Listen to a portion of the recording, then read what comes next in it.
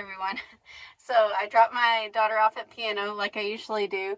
And as she goes out the door, she's like, "Okay, Mom, so are you going to set up your camera and, talk about your life while I'm in piano like you normally do?" And I was like, "Actually, yes." Yes, I am. 2025, come and see my mistakes, living life so free. Dishes, laundry, cooking too, homeschooling with a lot to do. Every day a brand new vibe. Join the fun, watch her thrive. From sunrise to the moonshine, it's 5 in 2025.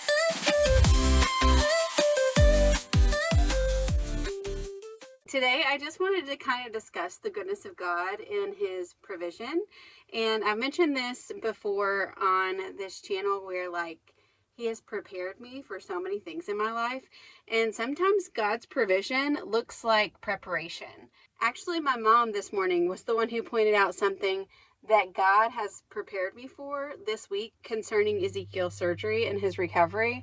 And so I'm going to talk about that one last, but I want to specifically talk about 2 times in my life that God has specifically prepared me for an event in the future, and how He did that and what that looked like and just how good He was. So the first one I've mentioned before is when I had my miscarriage, and I kind of want to talk about my miscarriage for a minute. So if that's triggering to you, if you don't like hearing about miscarriage or about loss, I totally understand.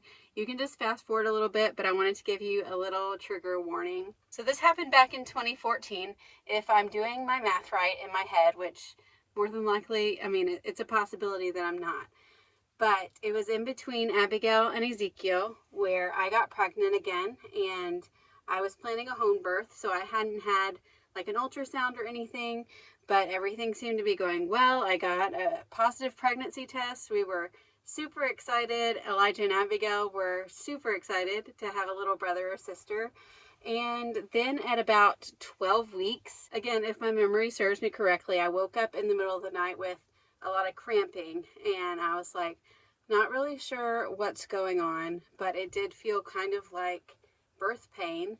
So I got on the floor in like a fetal position on my knees, and I remember hearing this like popping sound from within me, and then just blood. I started bleeding. And I immediately kind of knew like what that meant, but I also knew that sometimes it's completely normal to bleed in early pregnancy just because of, things that just your uterus is releasing, but the baby is perfectly fine. So I was texting all of my friends and family, asking them to pray. And I spent the next couple of hours just continually bleeding.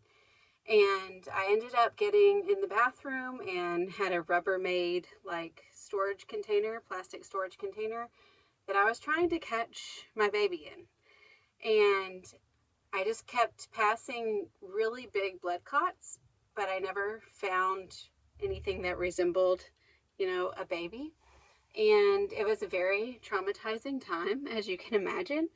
But I got up from the bathroom and I felt extremely lightheaded, and I knew immediately, okay, we need to go to the emergency room.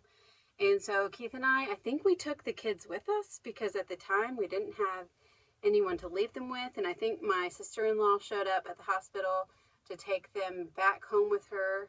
Again, my mind is not what it used to be. The timeline went something like that. So we got to the ER, and the nurse came in and they gave me like a bedpan to use to like catch the blood or whatever. They did an ultrasound and they said, all we see is your uterus full of blood. We don't see any baby. And that could be because I already passed the baby, or because the baby died like super early. So I had been carrying him or her for a while.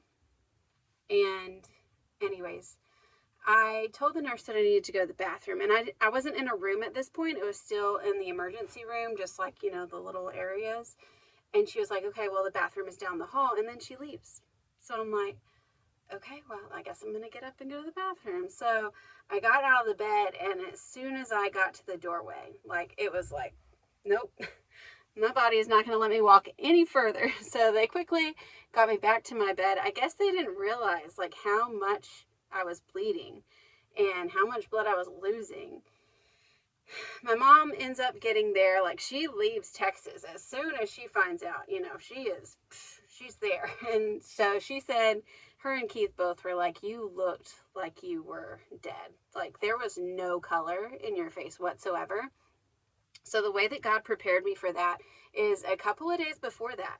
Now, remember, I had no idea that this baby had died or that I was going to lose this baby, but he had me memorize these verses that I'll put on the screen right now.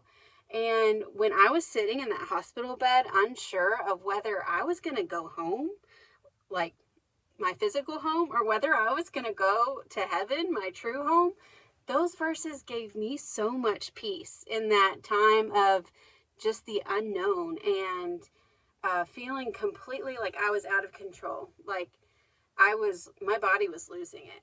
And if that doctor had not done an emergency D&C and given me I think it was 4 units of blood that I ended up needing, I wouldn't be here today, guys.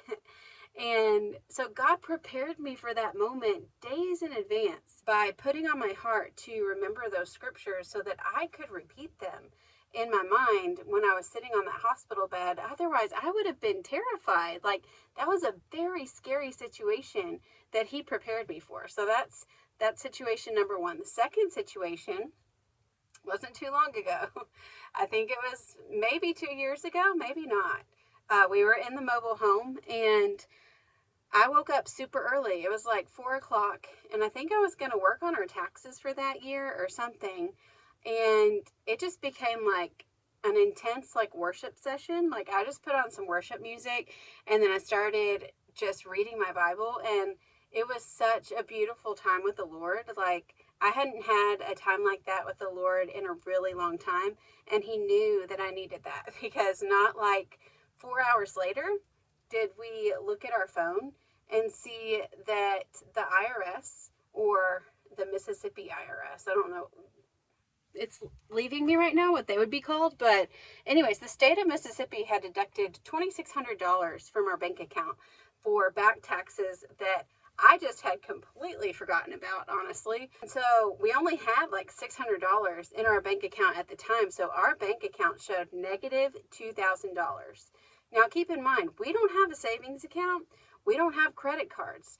Whatever that bank account number said is what we had.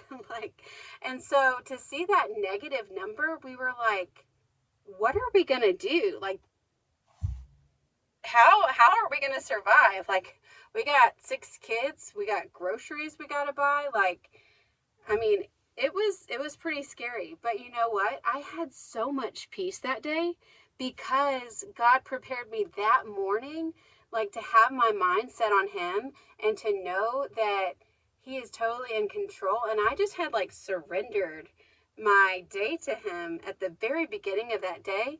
And so when Keith called me and he was like, I don't know if you've seen the bank account yet. You probably haven't, but you need to look. And I was like, oh, this sounds not good.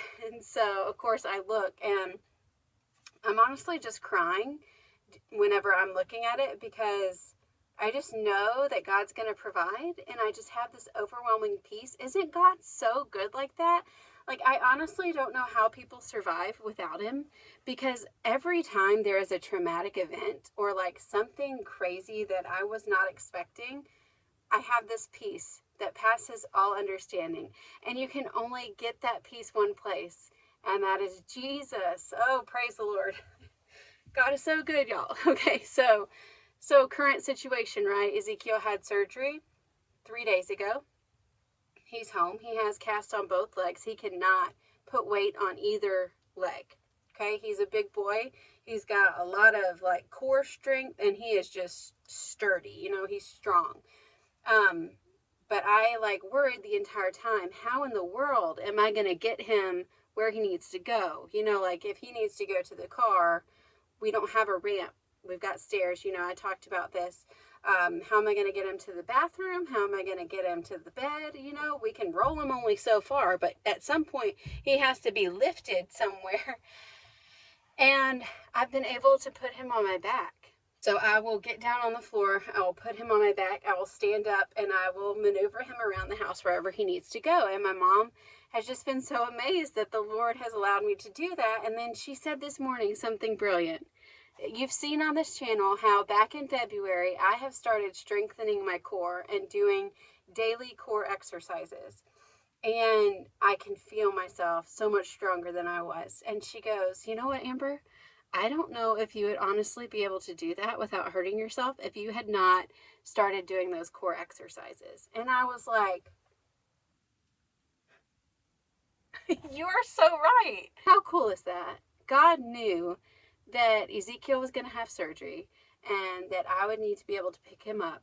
And so he had me start seeing these things about diastasis recti. I said that wrong. Diastasis recti, right? And I just felt like I needed to start repairing mine. And now I know why. Now I know why. Okay. That's it. That's my spiel today while I'm sitting in the car while Abigail is in piano over there, telling you all about my life, but mainly talking just about how good God is, because there's no comparison. There is nobody like him. So if you don't know him, get to know him today, and we'll see y'all tomorrow.